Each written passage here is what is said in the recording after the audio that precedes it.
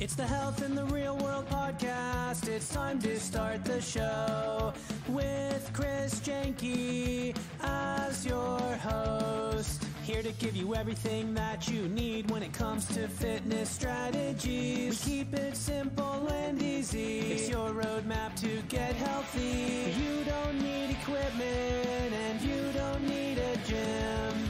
Just the right strategies to get you fit and trim.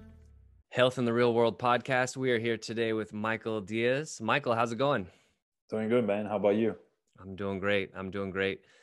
Let's start out just a quick introduction as far as who you are, how you work with clients in the health and the fitness world. Well, I've always been working out since the age of 15. I would say when I was younger, I just didn't pursue it because I was just young and I had a lot of other things that I wanted to pursue. And then little that 2 to 3 years ago is when I started bouncing off of businesses. I was totally unhappy with myself and started honing in on health, which I've always been working out. It's at that time. And then once I started incorporating that into my life, I realized the true potential that if I could have, everybody else could have for themselves. So that's when I just dove right into my passion, started being a certified personal trainer, certified sports nutritionist, and now I'm going to be a yoga instructor as well, and just educating the public, trying to make it as simple as can be. I know how complicated health and fitness can be for a lot of people with diet trends, different types of workouts, fear of missing out if they're doing the right thing or doing the wrong thing, and just, simplifying health and fitness for people.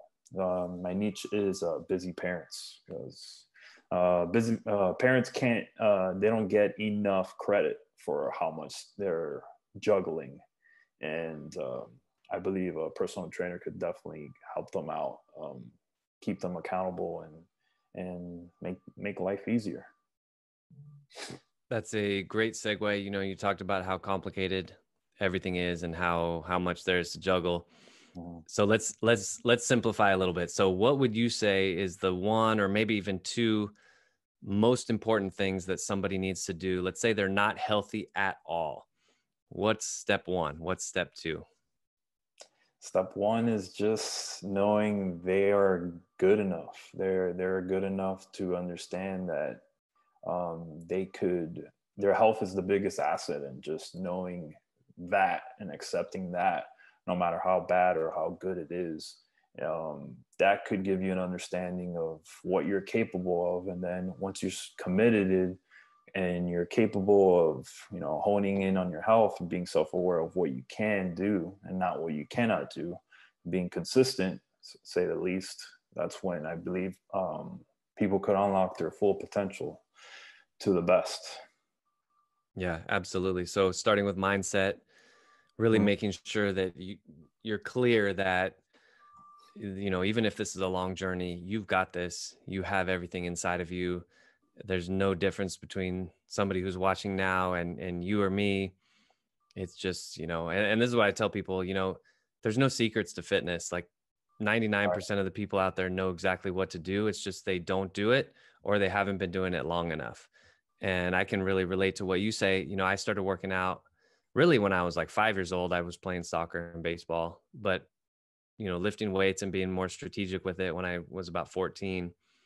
And, I just turned 40. That's a long time of mostly consistency. And so that's, people ask me like, oh my God, how do you stay fit so easily? I said, well, it's because the momentum is going, right? So, but I try to remember though, those people and kind of the feeling. I try to imagine what that feeling is like of somebody who just doesn't like this stuff, and they have no momentum whatsoever. So it's tough. It's tough when we start, but I absolutely agree with you. It's telling yourself like, I got this, I just need to give myself enough time. I need to research the right stuff. I might need to surround myself with the right people, things like that. Right. Yep. I mean, I would say when I had that epiphany of like, not to talk highly about myself, but just taking something that I had at an early age, like we had, and just forgetting about that. I was just like erased at my worst of times. And then meditation and yoga, those are things of that nature. It brought my, my spirit, my intuition. My life started working in synchronicity. I didn't even know what synchronicity was. And then until life started giving me these answers and started paying attention, I was just like, this is something everybody could have. Why not? Like, Yeah. and prove to everybody anything's possible. Yeah, absolutely. And, I think that's great what you did too, acknowledging that, this is something that comes easily to me. I'm good at it. And I think I have something to offer. I think, I definitely can speak for myself that I sort of, for a long time, tried to do things that I thought I needed to do that I really wasn't good at. I didn't like doing. And really, I think there's something to that, like really staying in your wheelhouse. And there's plenty of other people that can help you with, I don't know, your taxes, right? Anything else that you're just like, I don't want to do this. I'll pay somebody else who enjoys doing taxes or enjoys doing numbers and stuff. So that's great because I think we need to remember that too, as fitness professionals, that there are a lot of people who want what we have. And I don't mean like we're literally just going to give them something, but that's why I started this show, is like, I want my mindset to be kind of given to people. And there really is a way of thinking, right, that fit people have. And it's not perfect. Like, we're not perfect by any means, but there's a certain thought process, right? Yeah, it's just how leading them the way, giving them the tools and the mind, just incorporating new things. I know how difficult it is, even for myself. I mean, we're all human, right? Like, just trying to do new things for the better of ourselves. And we have that fear of making mistakes. I think that's the biggest issue, of making mistakes. But without making mistakes, how we're going to be able to grow? And without knowing that, and then accepting that, then, you're starting worrying about bigger and better things. Sure. That's huge. The fear of making mistakes, I think, is a big one. Michael, for you, let's turn the spotlight on you a little bit, just to show people that, again, making mistakes, that we all make mistakes and we all struggle with stuff. For you personally, what is your number one, maybe fitness hurdle? Like, where do you struggle, and what kind of strategies have you tried to overcome that struggle? That's a good question. I would say the hurdle was the Michael I used to be when I was working out, and then the Michael that I turned to be today, which is like overtraining, overkilling myself, burning myself out, trying to compete for the wrong reasons, and spotting each other and trying to outdo each other, over competing, doing these heavy weights. And a perfect example is that I'll play basketball till like 8 o'clock at night. Starting at 8 o'clock at night until like 3 in the morning. That's like very extensive on my knees. And that understands how bad my knees have been, but understanding recovery is important, and quality is better than quantity. And when we could get those two honed in, knowing that we just need to work out 3 times a week, to say the least. And if we need to do 15, 20 minutes to start something, we're better off long term. Because that's the thing that I like to teach people nowadays. It's not about today. It's not about how better we could be next week, but long term, how long can we keep this together? How are we able to benefit our lives eating healthy and working out long term? It doesn't get any easier, right? It's not that you can't work out when you're 50, 60, 70 years old. It's just, we don't spring back like we did when we were 20, 25. So I love what you said.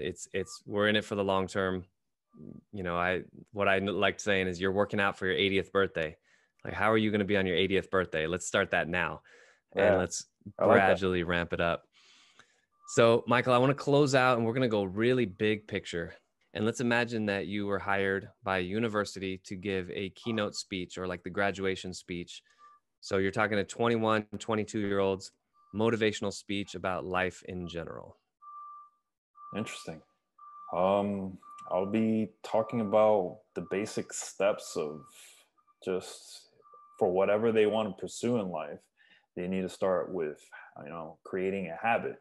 I used to be a drinker, and the best way to get a good habit in is eliminating a bad habit for a good one. And I started incorporating reading, and then that just made everything so much easier to eliminate what we know may be bad for us, and then creating that good habit that we always wanted to have. I mean, I was never a good reader. I come to realize not too long ago I'm dyslexic, and now it all makes perfect sense, because every time I came up with a book, I was just like, well, this is so difficult. I'd rather just pass it on. But as I started, getting in my 30s, 29, I was just like, I feel like I don't know enough.